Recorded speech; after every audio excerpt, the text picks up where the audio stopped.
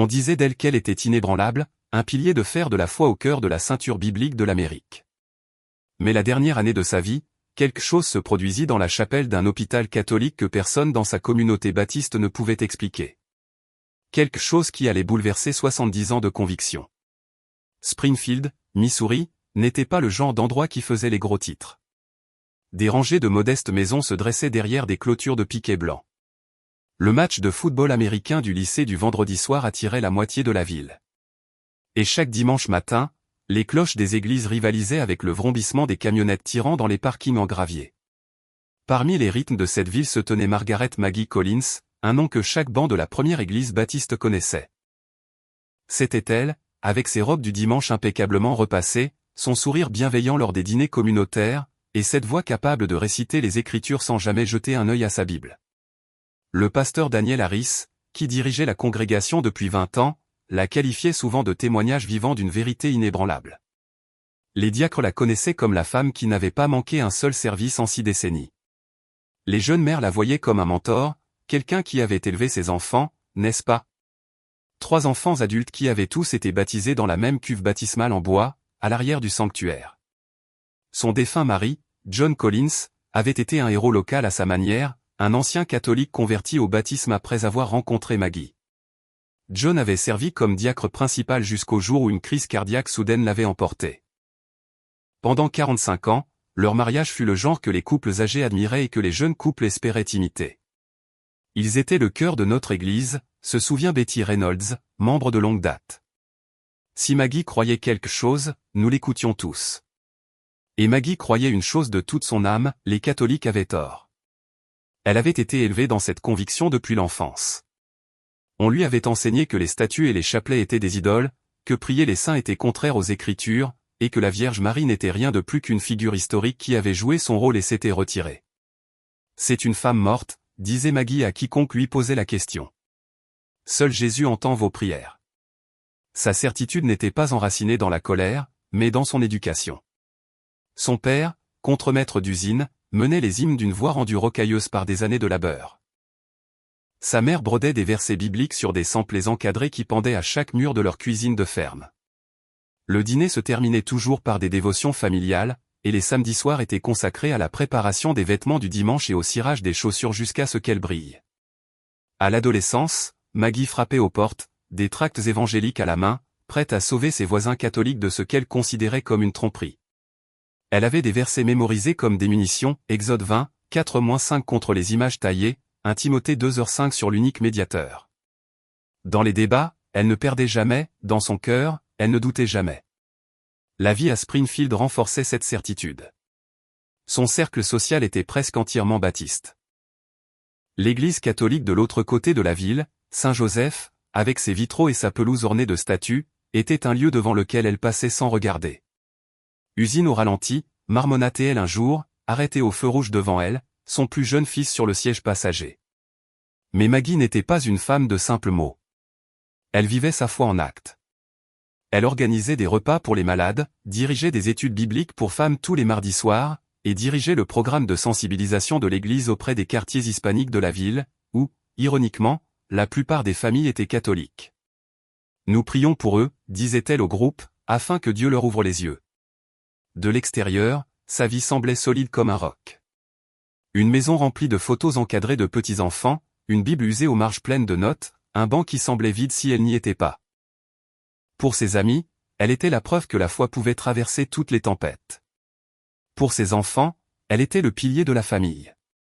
Personne n'aurait pu deviner qu'en l'espace d'un an, Maggie Collins entrerait dans le lieu même qu'elle avait passé sa vie à éviter et y trouverait quelque chose qui changerait tout. Dès que Margaret Maggie Collins sut lire, la Bible fut sa compagne constante. Non pas les éditions élégantes, reliées en cuir, au bord doré que l'on voit aujourd'hui dans les librairies, mais une épaisse version King James usée que sa mère gardait sur le comptoir de la cuisine, ses pages sentant légèrement le café et la cannelle. À 7 ans, elle pouvait réciter les béatitudes sans trébucher. À 10 ans, elle avait mémorisé chaque verset du psaume 23. Elle avait toujours cette autorité tranquille lorsqu'elle citait les Écritures, se souvenait son amie d'enfance Carol Whitman. Même enfant, nous arrêtions ce que nous faisions et nous l'écoutions. Elle avait une phrase préférée qu'elle utilisait avec quiconque mentionnait être catholique: « Savez-vous qu'il n'y a qu'un seul médiateur entre Dieu et les hommes, et ce n'est pas Marie ?» Elle ne le disait pas avec hostilité, juste avec certitude, comme si elle énonçait la couleur du ciel. Lorsqu'elle rencontra John Collins à un pique-nique d'église en 1969, elle reconnut une âme sœur. Du moins, c'est ce qu'elle ressentit après leur première conversation, jusqu'à ce qu'il admette avoir été élevé catholique. J'ai pensé, eh bien, je peux arranger ça, raconta plus tard Maggie à une amie avec un sourire ironique. Elle le fit. En un an, John non seulement s'était converti, mais servait à ses côtés dans le programme d'aide de l'église. Leur mariage fut une célébration pour toute la congrégation. Le pasteur Reynolds lui-même fit remarquer du haut de la chaire: « Cette union est la preuve que la vérité de l'Évangile l'emporte. » Ils élevèrent leurs 3 enfants, Rebecca, Samuel et Daniel, dans la même foi disciplinée. Chaque soir après le dîner, la famille se réunissait dans le salon pour les dévotions. Les enfants lisaient à tour de rôle des versets à voix haute tandis que Maggie corrigeait leur prononciation et que John expliquait le sens. « Nous avons appris très tôt, dit un jour Samuel, que si vous vouliez regarder la télévision, vous feriez mieux de terminer l'étude biblique d'abord. » Le leadership de Maggie au sein de l'église se développa régulièrement. Elle organisait chaque été l'école biblique de vacances, s'assurant que chaque enfant repartait avec un verset à mémoriser et un sourire. Elle présida le ministère des femmes pendant plus de 2 décennies, enseignant les Proverbes 31 et encourageant les jeunes épouses à modeler leur foyer sur l'ordre de Dieu. Les mardis après-midi, elle accueillait le cercle de prière des dames dans sa salle à manger, les répait de l'odeur du café frais et du son des pétitions sincères, souvent pour « les perdus », une expression que tout le monde comprenait comme signifiant les non-baptistes. Son dévouement n'était pas sans conviction. Lorsque des voisins catholiques l'invitèrent à une messe de la veille de Noël, elle déclina poliment, mais dit plus tard au groupe de femmes: « Ils sont bien intentionnés, mais nous connaissons la vérité. » Dans l'esprit de Maggie, la foi était claire et nette. Jésus seul sauve, les Écritures seules guident, et la tradition sans fondement biblique était une dangereuse distraction. Elle n'était pas du genre à fuir un débat théologique. Elle pouvait démonter un argument catholique en 5 minutes chrono, se souvenait le diacre Paul Emerson. Non pas avec colère, mais avec les Écritures. Elle connaissait sa Bible mieux que la plupart des pasteurs que j'ai rencontrés. Au début des années 2000, Maggie étendit son ministère au-delà de Springfield.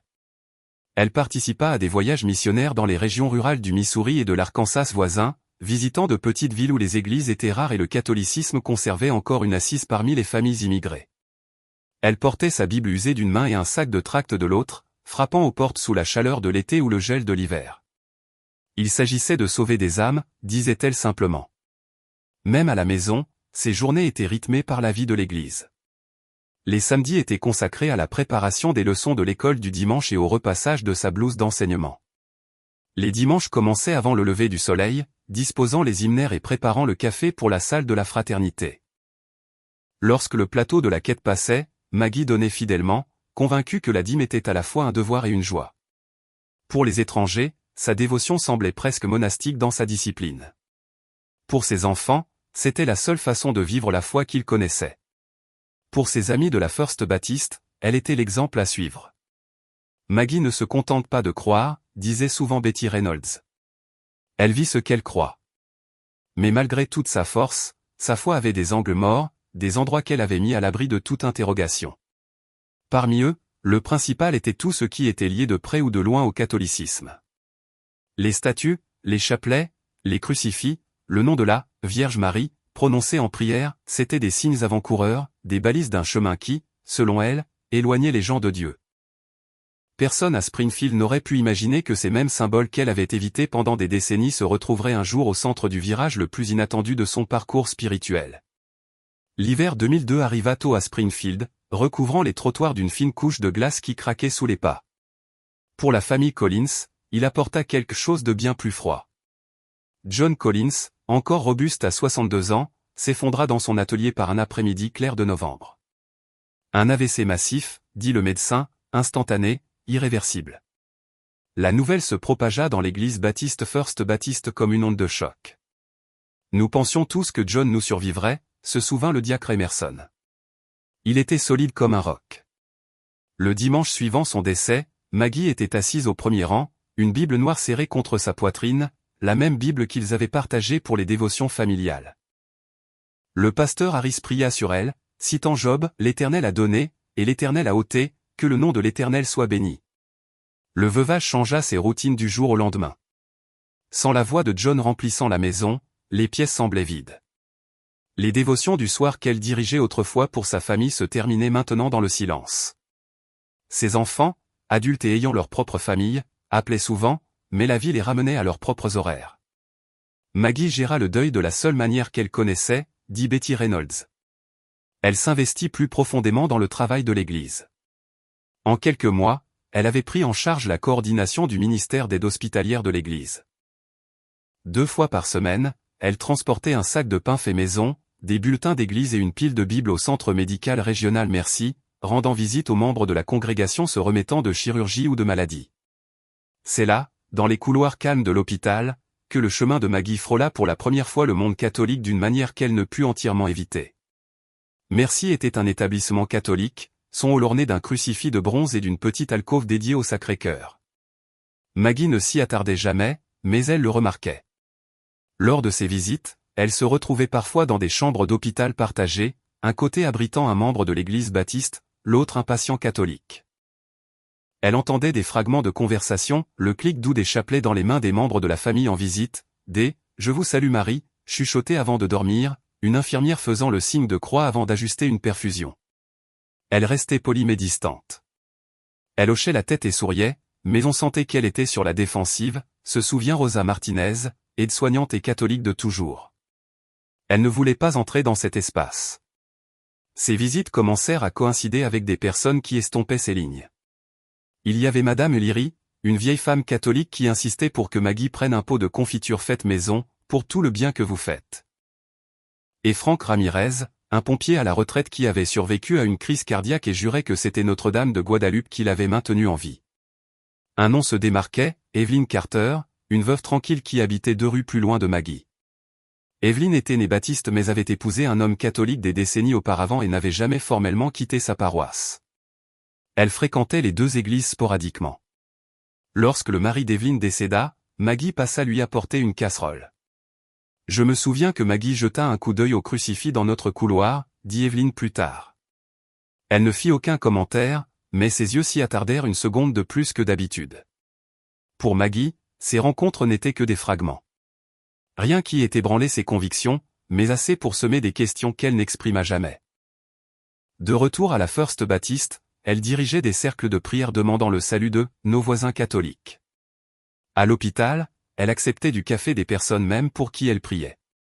C'était une tension avec laquelle elle pensait pouvoir vivre, soigneusement compartimentée. Mais au fil des ans, ces petites connexions imprévues commencèrent à se tisser au bord de sa vie, et un jour, elle ne resterait plus au bord. Le premier signe fut une fatigue et un épuisement que Maggie Collins ne parvenait pas à dissiper. Au début, elle l'attribua à l'âge et à de longues heures de bénévolat à l'hôpital, mais vint ensuite le gonflement de ses chevilles, l'essoufflement, et la nuit où elle ne put s'allonger sans sentir sa poitrine se serrer. En janvier 2018, un examen de routine se transforma en un séjour de 3 jours à l'hôpital. Le diagnostic fut brutal, maladie rénale en phase terminale. Ses reins lâchaient. Sans dialyse, expliqua le médecin, elle n'aurait peut-être que quelques mois. Avec elle, elle pourrait vivre des années, mais attachée à une machine 3 fois par semaine. Elle écoutait les mains jointes comme si elle était à l'église, se souvint la docteure Emily Foster, la néphrologue qui lui annonça la nouvelle. Aucune panique, juste cette résolution tranquille. La dialyse signifiait une nouvelle routine. Une routine qui déplaçait le centre de sa vie du sanctuaire de la First Baptist à l'aile ambulatoire du centre médical Saint-Joseph, un hôpital catholique du nord de Springfield. Maggie y était déjà allée pour de brèves visites, des passages rapides dans les couloirs, mais jamais pour quelque chose qui consommerait autant de son temps. L'unité de dialyse se trouvait au 7e étage, juste en face de la petite chapelle de l'hôpital. Chaque matin, en arrivant pour son traitement, elle passait devant les doubles portes grandes ouvertes. À l'intérieur, la lumière du soleil des hauts vitraux inondait les rangées de bancs en bois poli. L'autel était simple, mais derrière lui pendait une grande image de Notre-Dame de Guadeloupe, son regard doux, ses mains jointes en prière. De sa chaise dans la salle de dialyse, Maggie avait une ligne de mire claire à travers les portes ouvertes de la chapelle. C'était inévitable, dit Angela Perez, l'une des infirmières en dialyse. Chaque fois que vous leviez les yeux des machines, elle était là, Marie, regardant. Pour Maggie, c'était un point de vue inconfortable. Elle détournait les yeux, se concentrant plutôt sur les moniteurs qui bipaient et le bourdonnement des pompes de filtration. Mais les allées et venues à la chapelle étaient constantes, des patients en fauteuil roulant, des infirmières en pause, des familles entières agenouillées ensemble devant l'autel. Elle voyait une jeune mère guider la main de son enfant pour faire le signe de croix, un vieil homme allumer une bougie de ses doigts tremblants, des visiteurs glissant des notes pliées dans une boîte de prière en bois.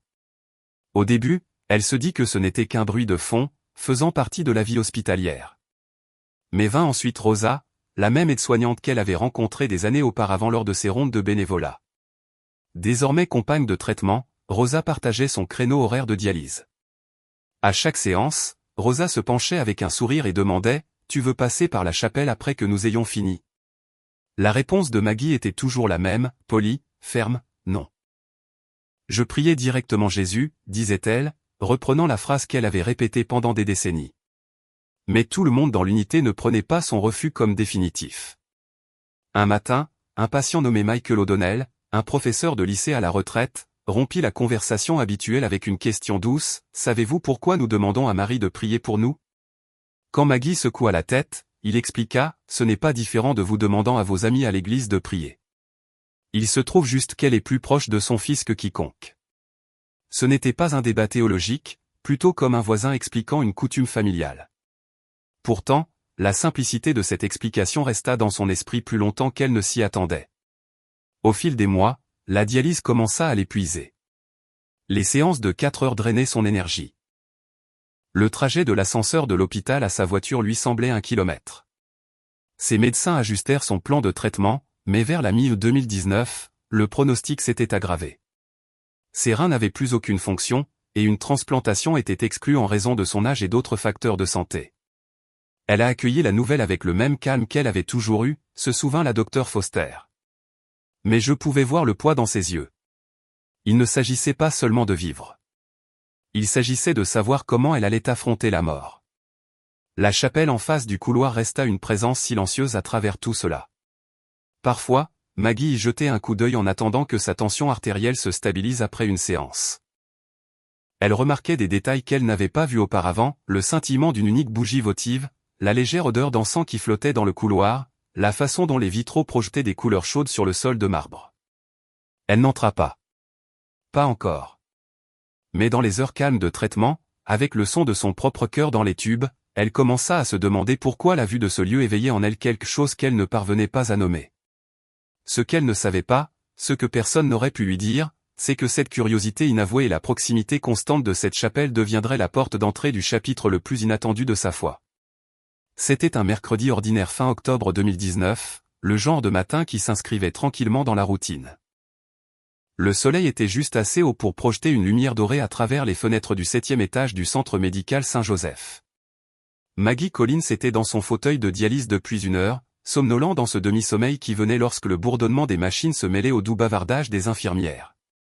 Angela Perez, l'une des infirmières présentes, ajustait un moniteur quand elle le remarqua la première. Le couloir semblait plus lumineux, dit-elle plus tard.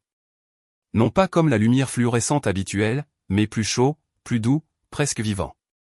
La source était la chapelle en face du couloir. Ses portes étaient ouvertes comme toujours, mais maintenant une lueur s'en déversait, formant une mare d'or liquide sur le carrelage.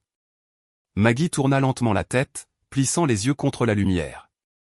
Au début, elle pensa que c'était juste le soleil du matin frappant le vitrail à l'angle parfait. Mais c'était différent. La lumière ne venait pas des fenêtres. Elle semblait venir de l'intérieur. Ses yeux se fixèrent sur la grande image de Notre-Dame de Guadalupe au-dessus de l'autel. Elle l'avait vue des centaines de fois de loin, la considérant toujours comme une simple peinture sur toile. Mais maintenant, elle était lumineuse, non pas l'éclat plat d'un verre poli, mais une radiance qui pulsait doucement, comme la respiration régulière de quelque chose de vivant. Angela suivit son regard. « Voyez-vous ça » chuchota-t-elle. Maggie hocha la tête mais ne trouva pas les mots. Son pouce accéléra dans ses oreilles. Alors l'impossible se produisit. La figure de l'image bougea à peine, mais de manière indubitable. Les plis de sa robe semblèrent onduler comme si une brise imperceptible les effleurait. Et puis les yeux, ses yeux peints, sombres et stables, se levèrent et rencontrèrent ceux de Maggie à travers l'espace ouvert. Elle m'a regardé, dira Maggie plus tard, la voix tremblante. Pas au-delà, pas à travers moi, mais moi. Comme si elle me connaissait. Une vague d'émotion monta si vite qu'elle lui coupa presque le souffle. Dans ce regard, elle ressentit quelque chose qu'elle ne pouvait nommer, de la tendresse, de la tristesse, un amour féroce et inébranlable. C'était le genre de regard qu'une mère donne à un enfant perdu depuis trop longtemps. Ses instincts baptistes se mirent en marche. C'est une tromperie, un ange de lumière. Elle ferma les yeux très fort et récita silencieusement 2 Corinthiens 11h14, Satan lui-même se déguise en ange de lumière. Mais quand elle les rouvrit, la vision restait plus claire qu'avant, inébranlable. La lumière dans la chapelle sembla s'épaissir, l'enveloppant comme une couverture chaude. Les bruits de fond de l'unité de dialyse s'estompèrent, et puis elle l'entendit, non pas dans ses oreilles, mais au plus profond d'elle-même, clair comme de l'eau sur des pierres lisses, Margaret, ma fille, n'aie pas peur. Je suis venu te conduire à mon fils en ces jours difficiles. Tu l'as aimé sincèrement toute ta vie, mais tu ne m'as pas connu comme ta mère. Laisse-moi marcher avec toi maintenant. Les larmes brouillèrent sa vision, mais elle ne pouvait détourner le regard. Des années de résistance, des décennies de rejet, chaque argument qu'elle avait jamais avancé contre Marie, tout cela sembla se dissoudre comme de la fumée dans le vent. Elle ne voyait pas une rivale au Christ. Elle voyait une mère dont le seul but était de la conduire à lui. De la station de dialyse voisine, Rosa observait en silence. Son visage a changé, se souvenait Rosa. C'était comme si elle voyait quelque chose de beau que je ne pouvais pas entièrement voir. Le moment s'étira, affranchi du temps. Maggie sentit le poids de sa maladie, la peur de mourir, la douleur de la solitude, tout fut levé, remplacé par une paix si complète qu'elle la fit s'affaisser de soulagement. Je ne rivalise pas avec mon fils, continua la voix dans son cœur. Je te porte à lui. Il m'envoie te réconforter car il sait que tu as besoin d'une mère en ces derniers mois de ta vie terrestre. Les mains de Maggie tremblaient sur les accoudoirs. Elle voulait parler, tendre la main, entrer dans cette chapelle.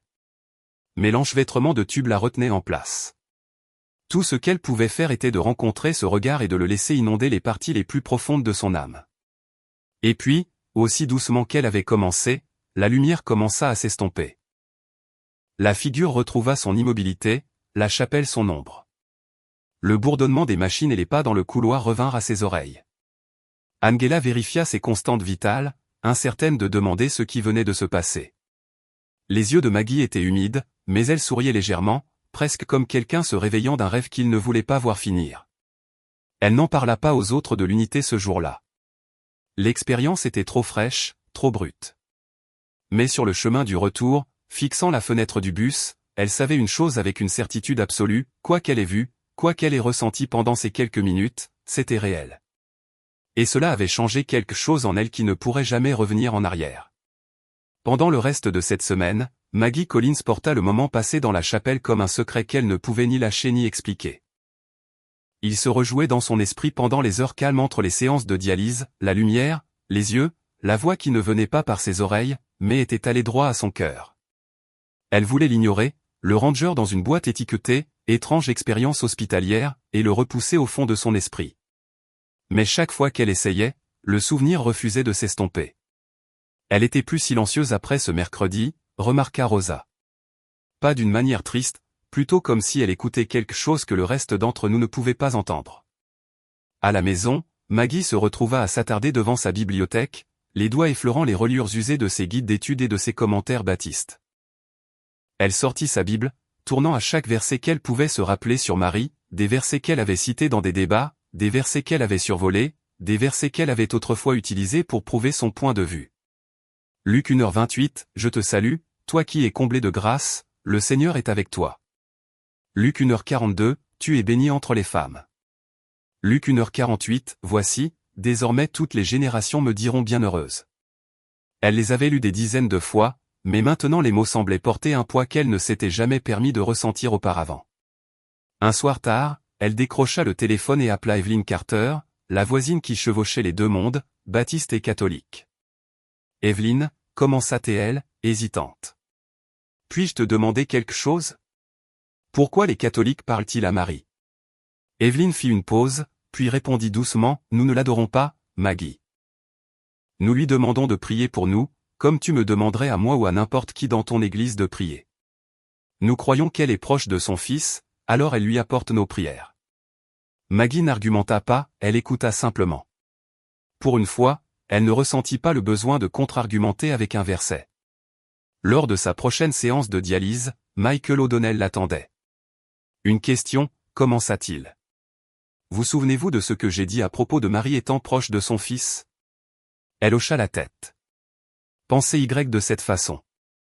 Si vous traversiez quelque chose de difficile et que vous connaissiez un ami qui pouvait joindre directement le président sans rendez-vous, ne lui demanderiez-vous pas de l'aide? L'analogie fut plus percutante qu'elle ne s'y attendait. Elle ne répondit pas, mais sur le chemin du retour, elle réalisa que quelque chose changeait en elle. Pas une conversion, pas encore, mais un desserrage des verrous d'une porte qu'elle avait gardée close pendant 70 ans. Cette nuit-là, elle chercha en ligne, Vue catholique de Marie, et se retrouva sur un site web qu'elle avait autrefois averti son groupe d'études bibliques de ne jamais visiter. Les articles étaient simples, pleins de références scripturaires. L'un parlait des noces de Cana, où Marie remarqua le besoin avant tout le monde et dit aux serviteurs, « Faites tout ce qu'il vous dira. » Elle les a dirigés vers Jésus, murmura Maggie à elle-même, comme si l'admettre à voix haute pouvait en changer le sens. À la fin de la semaine, elle avait fait quelque chose qu'elle n'aurait jamais imaginé. Elle visita la petite librairie catholique du centre-ville. Elle passa devant les rangées de chapelets et de bougies pour se diriger directement vers une étagère marquée « Mariologie ». Sa main hésita au-dessus des titres jusqu'à ce qu'elle s'arrête sur un mince livre de poche, « Marie dans les Écritures ». La vendeuse, une femme d'âge mûr aux yeux bienveillants, enregistra l'achat sans commentaire. Mais Maggie se sentit comme une adolescente achetant quelque chose d'interdit. Elle glissa le livre dans son sac à main et ne le sortit pas avant d'être à la maison, les stores baissés. Elle lut par courtes rafales la nuit sous la douce lumière de sa lampe de chevet. Les mots la surprirent, non pas des platitudes sentimentales, mais des explications bibliques solides. Les pères de l'Église, des saints qu'elle n'avait jamais étudiés, parlaient tous de Marie comme « Théotoko, la mère de Dieu ». Rien ne prétendait qu'elle remplaçait Jésus. Tout affirmait qu'elle rapprochait les gens de lui. Pourtant, les vieux arguments surgissaient dans son esprit comme un réflexe, mais elle n'est qu'humaine. Elle est morte. Elle ne peut pas nous entendre. Et pourtant, chaque fois que ces pensées venaient, le souvenir de cette lumière dans la chapelle et la voix disant « Je te porte à lui » venait aussi. Sa vie de prière commença à changer d'une manière qu'elle remarqua à peine. Lorsqu'elle priait pour avoir la force d'endurer la dialyse, elle se retrouvait à penser à la discrète endurance de Marie au pied de la croix. Lorsqu'elle demandait du courage à Jésus, elle se souvenait de la jeune fille de Nazareth qui avait dit « Oui », sans savoir où cela l'amènerait. Elle n'avait pas encore mis les pieds dans la chapelle. Cela lui semblait être une ligne qu'elle n'était pas prête à franchir. Mais la distance entre elle et ses portes ouvertes semblait plus petite chaque semaine. Elle était plus douce, dira plus tard le pasteur Harris, se souvenant de ces mois. Pas moins fidèle, mais moins rigide, comme si elle avait trouvé une question qui valait la peine d'être examinée plutôt que de se précipiter pour y répondre.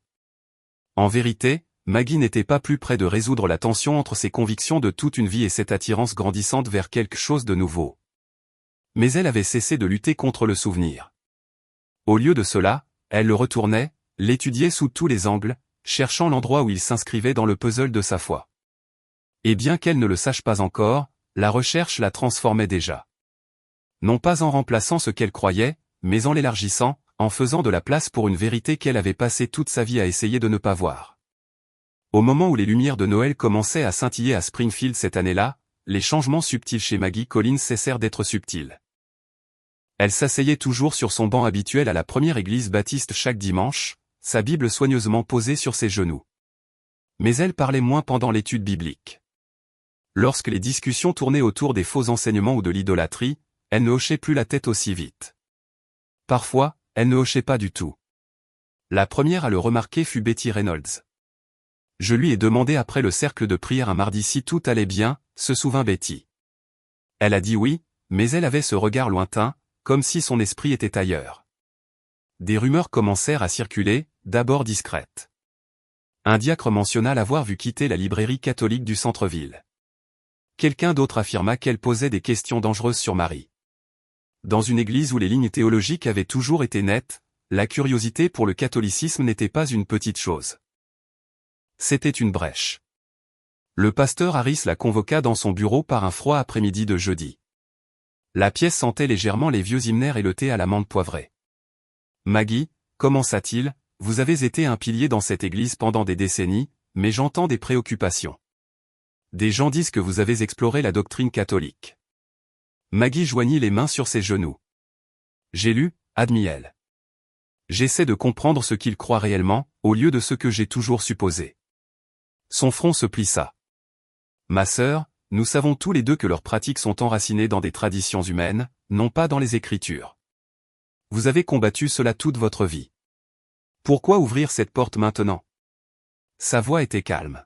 « Parce que j'ai réalisé que certaines de ces portes pourraient mener à la même maison. » La conversation dura près de 2 heures, le pasteur Harris contrant chaque point avec des versets qu'elle avait elle-même cités autrefois. Mais maintenant les mots semblaient incomplets. Elle n'argumentait pas pour gagner. Elle parlait comme quelqu'un qui avait vu une lueur de lumière sous une porte verrouillée et ne pouvait pas l'ignorer. Quand elle partit, les derniers mots du pasteur furent lourds, « Je prierai pour vous afin que vous ne perdiez pas la vérité à la fin de votre course. » Si l'inquiétude de sa famille d'église était vive, la réaction de ses enfants fut plus vive encore. Cela commença quand Rebecca, l'aînée, passa sans prévenir un samedi matin. Maggie était à la table de la cuisine, lisant « Marie dans les Écritures ». La couverture était simple, mais le titre suffisait. Rebecca se figea. « Maman, qu'est-ce que c'est ?»« C'est un livre que j'ai acheté, » dit doucement Maggie. Les yeux de Rebecca se remplirent instantanément de larmes. « Tu nous as dit toute notre vie que les catholiques prient des statues, que c'est de l'idolâtrie. Papa a quitté son église pour toi, et maintenant tu changes de camp ?»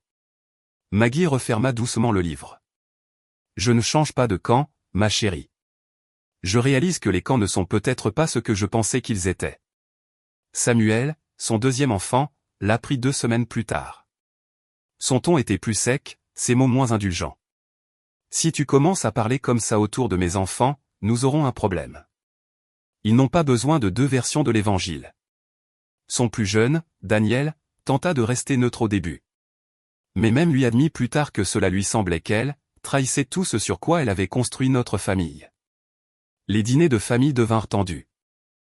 Les conversations qui coulaient autrefois autour du poulet rôti et du thé sucré évitaient désormais la foi entièrement, ou éclataient en dispute quand elle ne le faisait pas. « J'avais l'impression de la perdre, » avoua Rebecca. Pas seulement comme maman, mais comme l'encre spirituelle de notre famille. Pour Maggie, le plus difficile n'était pas les accusations. C'était le regard dans les yeux de ses enfants, le même mélange de douleur et de peur qu'elle avait autrefois ressenti envers quiconque osait remettre en question ce qu'elle croyait. Elle comprenait leur résistance parce que cela avait été la sienne. À l'église, le courant sous-jacent de suspicion devint plus visible. Moins de femmes s'attardaient pour discuter avec elle après l'étude biblique.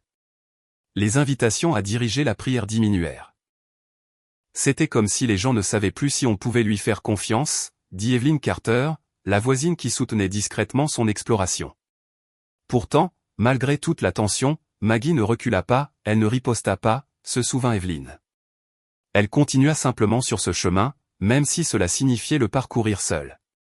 Un dimanche après le service, alors qu'elle sortait dans l'air vif de l'hiver, Rosa l'attendait près de sa voiture. Elle tendit à Maggie une petite enveloppe. À l'intérieur se trouvait une image sainte de Notre-Dame de Guadalupe, la même image que celle de la chapelle de l'hôpital. « Garde-la, » dit Rosa. « Tu n'as pas besoin de croire quoi que ce soit encore. Garde-la juste près de toi. » Maggie glissa la carte dans sa Bible. Elle savait à quoi ressemblerait le geste si quelqu'un la voyait. Elle savait aussi qu'elle n'était pas prête à la lâcher. L'opposition de son église et de sa famille n'avait pas changé d'avis. Cela avait clarifié sa résolution. Elle n'abandonnait pas sa foi en Jésus. Elle cherchait sa plénitude, et aucune suspicion, ni même l'amour teinté de peur, ne pouvait la ramener à la certitude qu'elle avait autrefois portée comme une armure. Elle était entrée en territoire inconnu, et les personnes qu'elle aimait le plus tiraient dans la direction opposée. Mais quelque chose dans son cœur lui disait qu'il n'y avait plus de retour en arrière possible. Début février, l'hiver du Missouri s'était installé profondément, des cieux gris, des arbres dénudés et des matins où le givre dessinait des motifs de dentelle sur les fenêtres. Pour Maggie Collins, chaque jour était plus vif, comme si l'air lui-même l'incitait à décider. Les médecins étaient clairs maintenant. Ses reins n'avaient plus aucune fonction, et son cœur s'affaiblissait. Une transplantation n'est pas possible, lui dit doucement la docteure Foster. Nous gérons vos symptômes, mais le temps est limité. Cette nuit-là, Maggie était assise seule à sa table de cuisine, une tasse de thé à la camomille refroidissant à côté de sa Bible. Elle passa ses doigts sur l'image sainte que Rosa lui avait donnée, toujours glissée entre les pages. L'image de Notre-Dame de Guadeloupe semblait rencontrer ses yeux avec la même tendresse tranquille qu'elle avait ressentie pour la première fois dans la chapelle de l'hôpital. Elle m'a dit qu'elle était fatiguée de vivre dans deux mondes, se souvint Evelyn Carter. Elle a dit, si je n'ai que quelques mois à vivre, je veux rencontrer Jésus avec toute la vérité, pas seulement la moitié. Le lendemain matin après la dialyse, Maggie demanda à la réceptionniste du centre médical Saint-Joseph d'appeler l'aumônier de l'hôpital. Quelques minutes plus tard, le père Michael Harris, un homme grand aux yeux bienveillants, vêtu d'un pull bleu marine sous son col romain, entra dans la salle d'attente. « Je ne connais pas le protocole », commença Maggie. « Mais je crois que je veux devenir catholique avant de mourir. » « Est-ce même possible ?» Le sourire du père Michael était chaleureux mais mesuré. « C'est plus que possible. Mais il est également important que vous compreniez exactement ce que vous choisissez. » Ils se rencontrèrent dans la chapelle chaque après-midi cette semaine-là. Maggie dans son pull de dialyse et le père Michael avec un carnet de sujets de catéchisme. Ils parlèrent des sacrements, de la présence réelle dans l'Eucharistie, de la communion des saints. Elle écoutait, posant parfois des questions, parfois simplement absorbant. Marie n'est jamais la destination, expliqua le père Michael un après-midi, en désignant l'image au-dessus de l'autel. Elle est le chemin qui vous conduit à son fils. Tout ce qu'elle fait est de vous rapprocher de lui. Maggie hocha lentement la tête. C'est ce que j'ai ressenti depuis le début. Elle ne m'éloigne pas de Jésus. Elle me conduit à lui. À la maison, elle lut les sections du catéchisme que le père Michael lui avait assignées, soulignant des passages et griffonnant des notes dans les marges. Elle assistait toujours à la première église baptiste le dimanche, bien que chaque visite lui semblait davantage un adieu.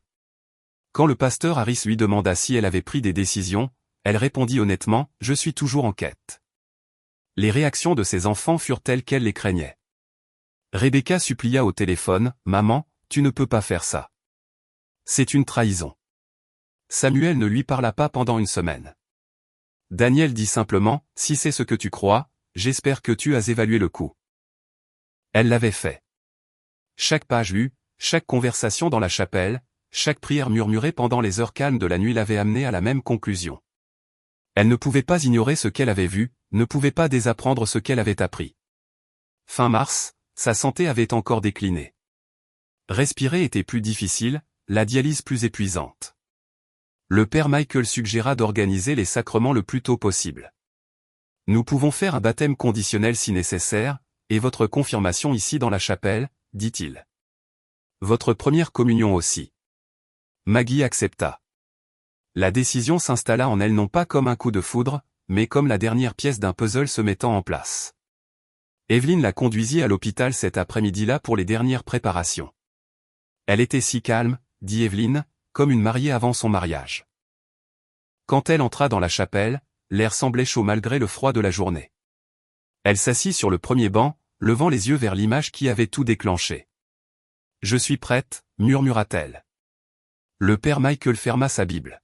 « Alors commençons. » Le matin du 5 avril se leva clair et froid à Springfield, le genre de jour de printemps qui promettait de la chaleur, mais portait encore une morsure dans le vent.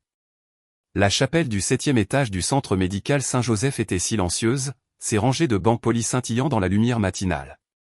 Seule une poignée de personnes étaient là, Evelyn Carter assise au deuxième rang, Rosa à l'arrière, les mains serrées, et deux infirmières qui avaient ajusté leur quart de travail juste pour y assister. Maggie Collins entra lentement, s'appuyant sur sa canne, le visage pâle, mais les yeux stables. Elle portait une simple robe bleu marine et le même collier avec une croix en argent qu'elle avait porté chaque dimanche pendant des décennies. L'image sainte de Notre-Dame de Guadeloupe dépassait du bord de sa Bible, marquant la page où elle avait souligné Luc 1h48 à l'encre bleue. Le père Michael se tenait près de l'autel, une petite table devant lui, tenant un plateau d'argent avec de l'huile, un missel et un ciboire poli. « Vous semblez prête, dit-il doucement. »« Je le suis, » répondit-elle, sa voix ferme malgré la faiblesse de son corps. La cérémonie commença par le signe de croix, les mots résonnant sur les murs de la chapelle. Evelyn dit plus tard qu'elle sentit l'air lui-même changer, comme si la pièce reconnaissait ce qui était sur le point de se produire. Le père Michael effectua un baptême conditionnel, versant un mince filet d'eau sur la tête inclinée de Maggie. Margaret Collins, si vous n'êtes pas déjà baptisée, je vous baptise au nom du Père et du Fils et du Saint-Esprit. Maggie ferma les yeux, laissant l'eau couler sur ses joues comme une bénédiction qu'elle avait attendu toute sa vie de recevoir. Puis vint la confirmation. L'évêque ne put être présent, mais le père Michael avait reçu la permission d'administrer le sacrement. Il trempa son pouce dans le Saint-Crème, traçant une croix sur son front. Margaret Mary Grace Collins, soit scellée du don du Saint-Esprit. L'odeur de l'huile était chaude et légèrement florale. Maggie la respira profondément, comme si elle pouvait la transporter directement au ciel. Sa première communion fut la dernière. Elle s'agenouilla un peu chancelante à la balustrade de l'autel, les mains jointes. Le père Michael éleva l'hostie consacrée, le corps du Christ. Amen, murmura-t-elle, la voix brisée. Ceux qui étaient la jurèrent qu'à ce moment-là, son visage s'illumina d'une paix qu'ils n'avaient jamais vue auparavant. Rosa essuya ses yeux. Elle semblait chez elle, dit-elle plus tard, comme quelqu'un qui avait enfin franchi la porte à laquelle elle avait frappé pendant des années. Après la messe, Maggie resta assise sur le premier banc bien après le départ de tous les autres. Elle leva les yeux vers l'image de Notre-Dame de Guadalupe, ses lèvres bougeant dans une prière silencieuse. Aucune lumière ne s'échappait du cadre cette fois, aucun signe visible ou miracle, juste la certitude tranquille que la même présence qu'elle avait ressentie des mois auparavant était toujours là, stable et proche. À partir de ce jour, les frontières entre l'ancienne vie et la nouvelle étaient claires. Elle aimait toujours ses enfants et ses amis de la première église baptiste, mais elle ne ressentait plus le besoin de s'expliquer ou de défendre son choix. « Je sais où je vais », dit-elle à Evelyne. « Et je sais qui me conduit là. » Pour les infirmières du 7e étage, elle devint un témoin silencieux. Elle la trouvait souvent dans la chapelle après la dialyse, les grains du chapelet glissant entre ses doigts, son regard fixé sur le tabernacle. Ce n'était pas seulement qu'elle avait changé de religion, dit Angela Pérez. C'était qu'elle possédait ce calme, cette gravité, comme si elle avait trouvé son centre. La femme qui avait autrefois qualifié la dévotion catholique d'idolâtrie, priait maintenant le Je vous salue Marie avec révérence. Celle qui avait évité les statues touchait maintenant le pied de l'image mariale avant de quitter la chapelle, un petit acte d'amour auquel elle ne réfléchissait pas à deux fois. Sa santé continua de décliner, mais elle le supporta sans crainte. « Si c'est la dernière saison de ma vie, dit-elle au père Michael un après-midi, alors c'est celle pour laquelle j'étais faite depuis toujours. » Et dans les semaines calmes qui suivirent, chaque fois qu'elle entrait dans cette chapelle, cela ressemblait moins à une chambre d'hôpital en face de la salle de dialyse et plus à la porte d'entrée de la maison. Après son admission dans l'église catholique, le temps sembla changer pour Maggie Collins. Les jours n'étaient plus seulement mesurés en séances de dialyse et en visite chez le médecin, mais en chapelets récités, en messes assistées et en heures silencieuses passées dans la chapelle du 7e étage. Sa santé déclinait. Tout le monde le savait. Mais la lourdeur qui pesait sur elle depuis son diagnostic avait disparu. Elle ne comptait pas les jours restants, se souvint Rosa. Elle les remplissait. Les matins de Maggie commençaient par la prière, parfois murmurée depuis son fauteuil inclinable à la maison, parfois depuis un banc dans la chapelle après son traitement. Elle portait un petit chapelet dans la poche de son manteau, les grains polis par ses doigts. Chaque Je vous salue Marie était comme une conversation avec quelqu'un en qui elle avait enfin confiance, dit Evelyn Carter. Elle voyait toujours ses enfants, bien que la tension autour de sa conversion ne disparaisse jamais complètement. Rebecca venait le plus souvent, apportant de la soupe ou du pain aux bananes, assise à la table de la cuisine pendant que Maggie parlait des petits-enfants. Parfois, la conversation évitait entièrement la foi. D'autres fois, Maggie parlait doucement de Jésus et de Marie dans la même phrase, et Rebecca écoutait sans interruption. Elle n'a jamais essayé de nous convertir, admit Rebecca plus tard.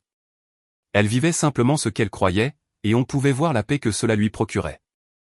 En mai, ses médecins lui dirent que les traitements lui achetaient des semaines, pas des mois.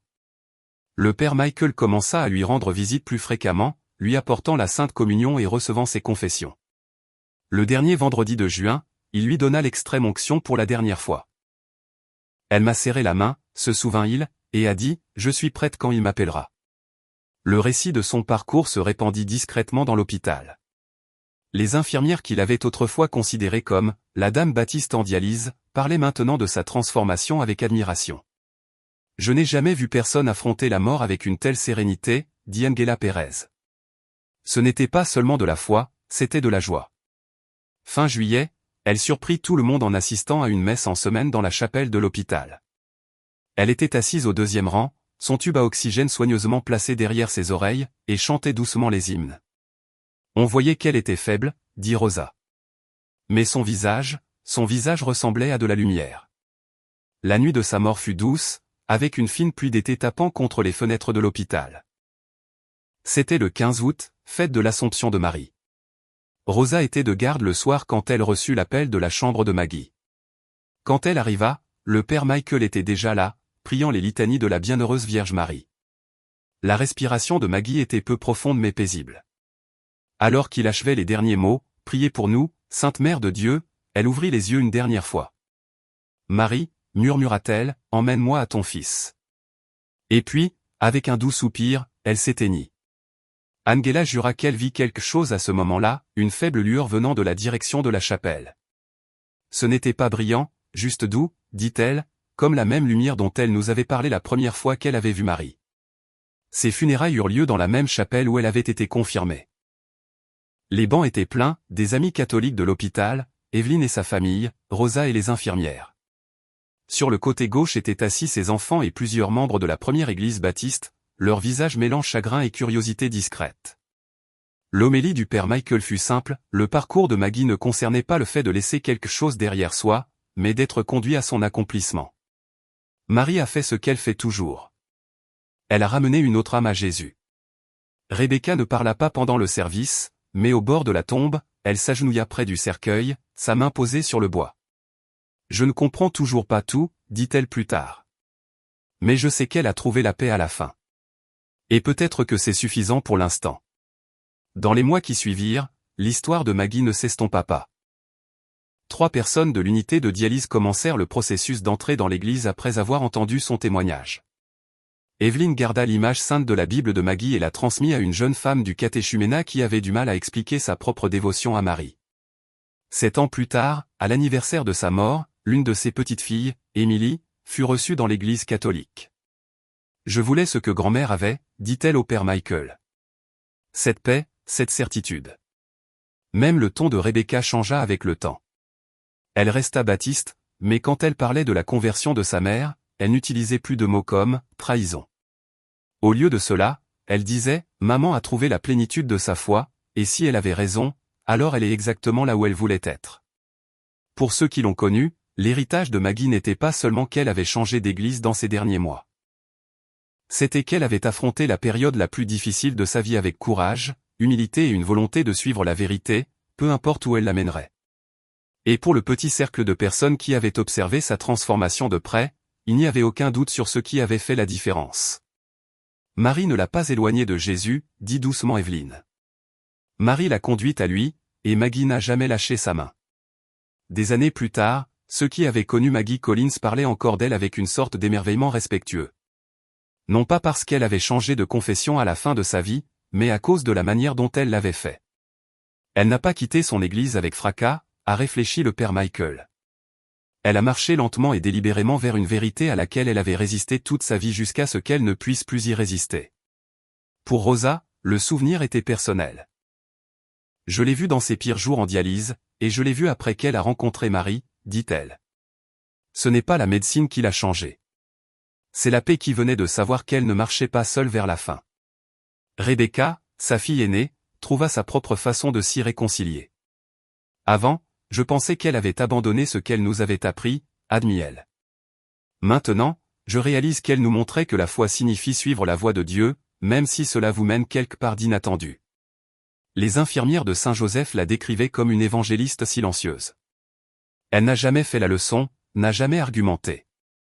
Elle a simplement vécu ces derniers mois avec une sérénité qui attirait les gens. Elle donnait envie de savoir ce qu'elle savait, dit Angela Pérez. Et ceux qui avaient été là ce matin clair d'avril dans la chapelle se souvenaient de sa première communion comme de plus qu'un rituel. Elle semblait enfin arriver à la maison, dit doucement Evelyn Carter. Et quand elle est morte, c'était comme si elle était simplement passée dans la pièce suivante. Son histoire est devenue un rappel que la foi n'est pas une possession statique, mais un voyage. Parfois long, parfois sinueux, menant parfois à travers des portes que nous avions juré de ne jamais ouvrir. Elle a mis au défi ceux qui l'ont entendu de se demander s'ils s'étaient eux-mêmes fermés à une vérité que Dieu attendait peut-être patiemment de révéler. Pour Maggie, la réponse est venue sous la forme du regard d'une mère, d'une voix dans le calme de son cœur, et d'une main douce la conduisant au fils qu'elle avait aimé toute sa vie. Elle a découvert qu'embrasser Marie ne signifiait pas lâcher Jésus. Cela signifiait le tenir plus complètement. Et c'est peut-être le fil conducteur de toute sa vie, une volonté, le moment venu, de mettre de côté la peur au nom de la vérité, d'échanger la certitude contre la plénitude, et de laisser l'amour, et non l'orgueil, avoir le dernier mot. Son héritage perdure dans les vies qu'elle a touchées, dans les patients qui ont suivi son chemin vers l'Église catholique, dans la petite fille qui prie maintenant le chapelet qu'elle portait autrefois. Dans la famille qui, même depuis des bancs différents, partage la même espérance de vie éternelle. Le dernier chapitre de Maggie Collins ne concernait pas seulement une conversion. Il s'agissait de courage. Il s'agissait de l'humilité d'admettre que même après 70 ans de foi, Dieu avait encore plus à lui montrer. Et il s'agissait de la paix qui vient quand on cesse enfin de résister à son appel. Parce qu'en fin de compte, le chemin du retour n'est jamais trop long pour celui qui est encore prêt à le parcourir. Si son histoire vous a touché, prenez un moment pour réfléchir aux portes que vous auriez pu garder fermées. Et si elle a touché votre cœur, n'oubliez pas d'aimer cette vidéo et de vous abonner à Touché par la grâce pour découvrir d'autres histoires de foi authentiques qui inspirent, interpellent et nous rapprochent de celui qui nous appelle.